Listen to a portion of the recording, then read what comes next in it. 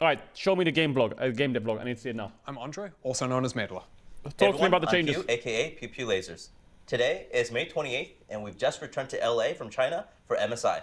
Before we start, we wanted to give a big congratulations to Gen G for securing the win and another world slot for the LCK.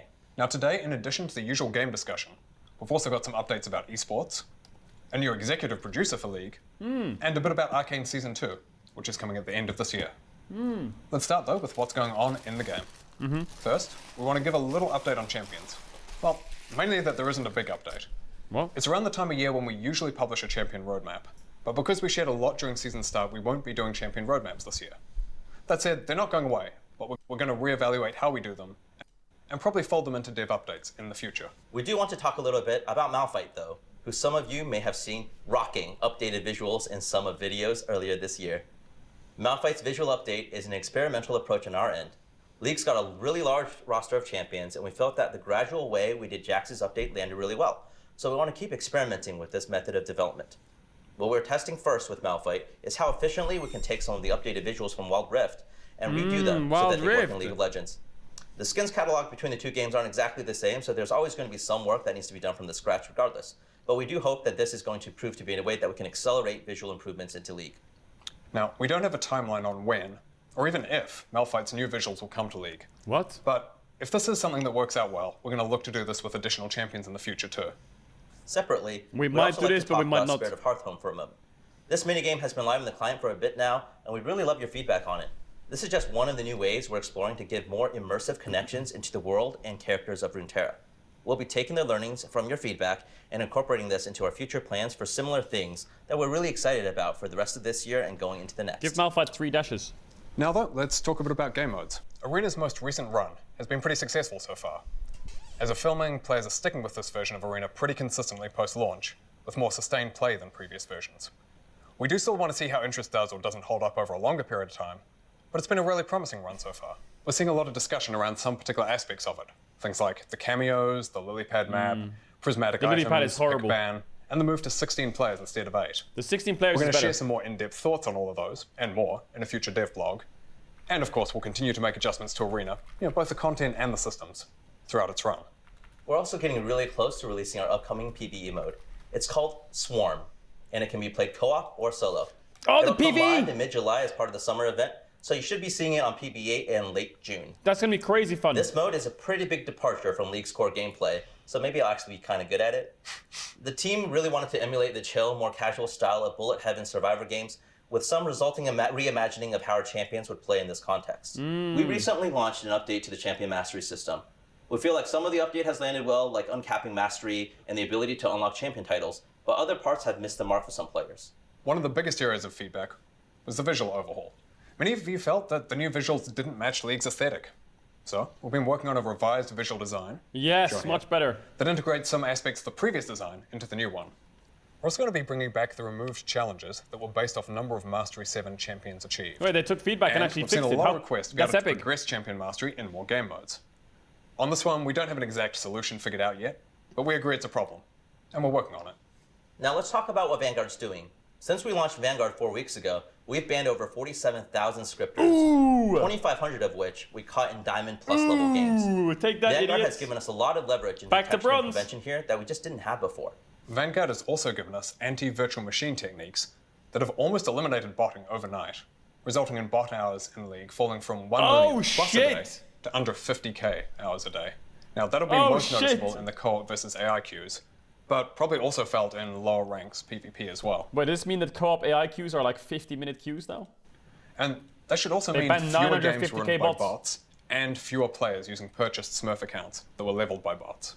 So far since launch, we've seen no real discernible change in daily player numbers for League.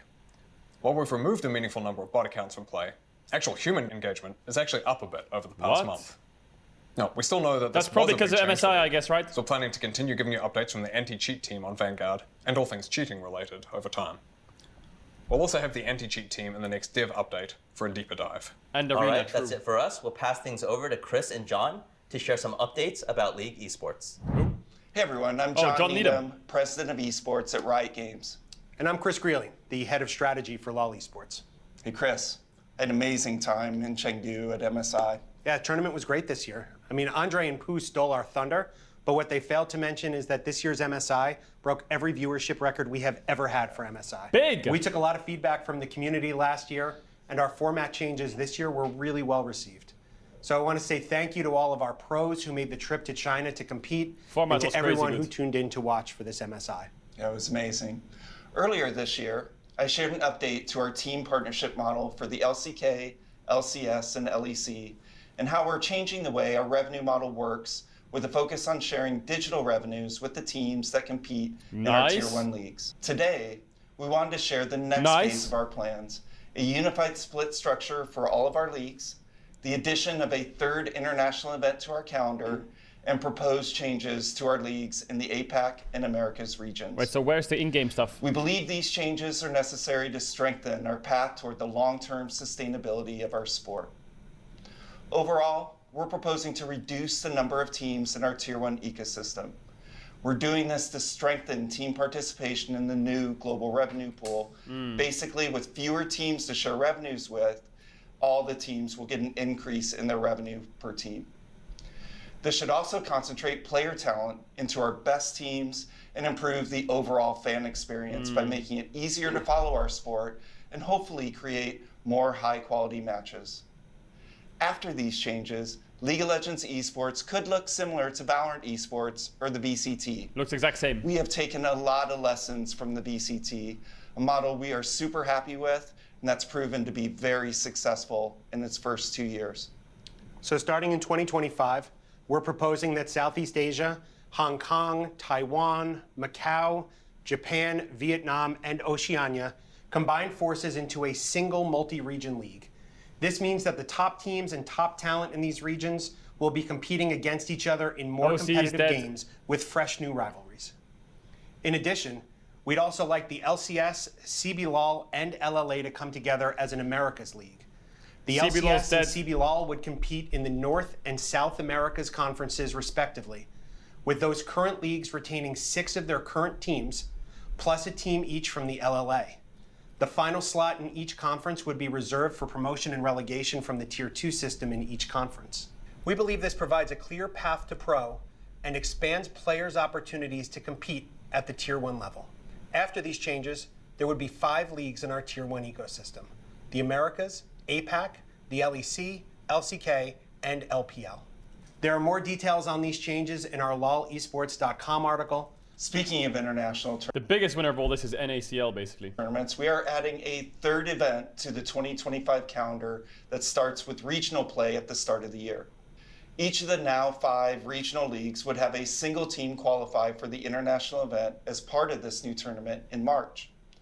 We'll get to watch the best team from each region play against every other region in a round-robin format before crowning a champion through a bracket stage. Yeah, it's going to be super exciting. We're going to use this tournament as a way to experiment with different competitive formats. For 2025, we'll be 5-team tournament? using a version of Fearless Draft mode in the regional and international portions of the competition. They're gonna Fearless Fearless is going to be so cool. Yeah. Very excited about that. Finally, with the addition of this new international tournament, we're using this as an opportunity to refine regional split structures. Going forward, each region will open the year with the new tournament or tournament split, and then continue on to 2 slightly shorter splits throughout the year, which will end with MSI and a regional championship, respectively. Champions from each region will be crowned at this regional league championship rather than at the end of each split. And of course, the season will culminate, as always, with Worlds. Now, before we talk Arcane in a moment, So, basically, every region in the world will split into 3 splits: winter, spring, summer. And at the end of every split, you'll have an international. International best of 5 teams, 1 seed, Fearless Draft, MSI, Worlds. Every region will adopt it. There's some concerns to it. The LCS is downscaling to 6 teams, as is the CBLOL. The LCS and the CBLOL will get 1 LLA team each, and they'll get 1 team that is promotion or relegation. That's the main changes. The APAC region is combining, so you got the VCS, the PCS, the LJL, the OCE, all that stuff is just combining into 1. I think the way the article read was that it's one team in the APCA per region or something. So like I think there's one VCS team, like one OCE team, there's one PCS team, there's one LGL team. I think it's like that, or maybe I don't know if it's correct. That was the way that the article was worded. It said that all these regions will combine. There'll be 8 teams. There's gonna be like 4 PCS teams, really? Okay, so the APAC is gonna be a bit one-sided, I think. OCE is gonna struggle there. So yeah, LEC and LCK are kinda unhit apart from, and LPL are kinda unhit apart from the 3 splits are gonna hit both of these regions. Chat, is there a season finals for? Is there basically a season finals for these regions as well? Do you have winter, spring, summer, then season finals? You do. So basically, it's the exact same as LEC then.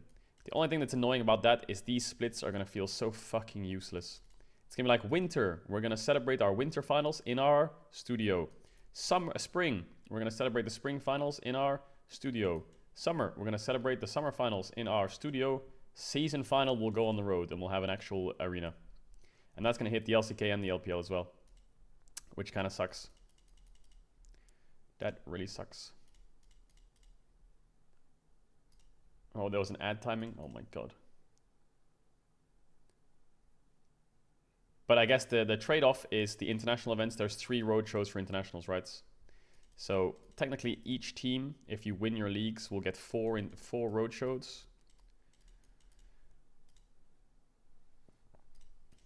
I'd like to introduce somebody. He's a special guest today, but he's going to be a recurring presence on the dev updates going forwards. This is Paul Beleza, and he's our new executive producer for League of Legends. Paul Beleza. Thank you, Andre. Is that guy replacing Riot Brightmoon? I guess. Hi, everybody. My name is Paul Beleza, and you may remember me from such league moments as the Wukong Champion Overview, Candy King Ivern, the April Fool's Urfitational show matches, and the Bilgewater Burning was Tides crazy. event, where we killed Gangplank. I'm so sorry about that, LoL Esports. Wait, he killed Gangplank, that motherfucker? Except I'm not. I have been at Riot since forever and was one of the first 10 developers on League of Legends. Ooh, one of the first 10 developers. I rate that highly. Holy fuck, hell yeah. Respect. That guy, Giga Chad. I spent the next decade working on everything from Champions with Meddler here, in-game events, skins, and even the store. After a few years working on Valorant, I became a wandering game production wizard. Of course they yoinked him and put him on Valorant. Fuck, thank God they brought him back. Bring them all back! And the League scene will be better if we can get all the people that worked on fucking League that went to Valorant, get them back. League Studio, helping out on all things Arcane, and most recently embedding deeply with the Wild Rift team. And now, I'm thrilled to be returning to work on League of Legends as its executive producer. I'm deeply honored That's good that and he's ecstatic back. to be coming home to the game I know and love in order to help make amazing experiences for you all. See, this guy doesn't sound like he's reading a script. He actually just sounds passionate. Hell yeah. I am at your service. So for now, I'll be busy catching up on all things League. I'll see you next time, Summoners. Wait, we've changed that? We've changed that. Okay, there's a script. See you next time, players. Thank you, Paul. Very excited to have you in this role. Now, though, we're going to hand over to Christian to talk a bit about Arcane. Hey there, I'm Christian Link, one of the creators of Arcane. I'm here to talk about, you guessed it, Arcane. Arcane is just the beginning of our larger storytelling journey and our partnership with the wonderful animation studio that is Fortiche. From the very beginning, since we started working on this project, we had a very specific ending in mind, which means the story of Arcane wraps up with this 2nd season. Ooh. But Arcane is just the first of many stories we want to tell in Runeterra. We've been with Riot through Vi and Jinx's entire journey thus far, from becoming in-game champions, to characters featured in different cinematics, to main characters in a TV show. Their arcs have grown so far beyond our original dreams, and we want to give the same treatment to more champions. We're currently working on our next projects across television and film, and we're hopeful that we can share more by the end of the year. We're still in the early stages of that, and these things do take a lot of time. Yeah. But we want to share updates with you whenever we can. Until then, let's get ready for Arcane Season 2 with our first teaser. Chat, I don't know if it's going to be the same level, though. I feel like Arcane is going to be... The problem is their first TV show they made, Arcane, is going to be the barrier of, like... Everyone's like, well, it wasn't as good as Arcane. Well, it wasn't as good as Arcane. Well, it wasn't as good as Arcane. Well, they did, like, a Shen Z story. Yeah, well, it wasn't as good as Arcane. That's going to be the benchmark, I guess. The standard. Which kind of is rough. Because Arcane, like... Arcane succeeded so hard, it went into Normieland. Like, that's crazy. Like, breaking into Normieland is hard. They did that. They did that hardcore. Normieland exploded with... Oh my god! There was this series about a game, like League of Legos or something, but the series was mega good. Normieland was going crazy. So they need to break into there. They need to break into there somehow. And that's gonna be hard. Wait, what story could they do that goes really hard? They could do like Bilgewater, they could do Ionia, they could do Shurima, Kael Morgana. Yeah, they have Noxus. They have so many options actually, it's crazy. Holy fuck.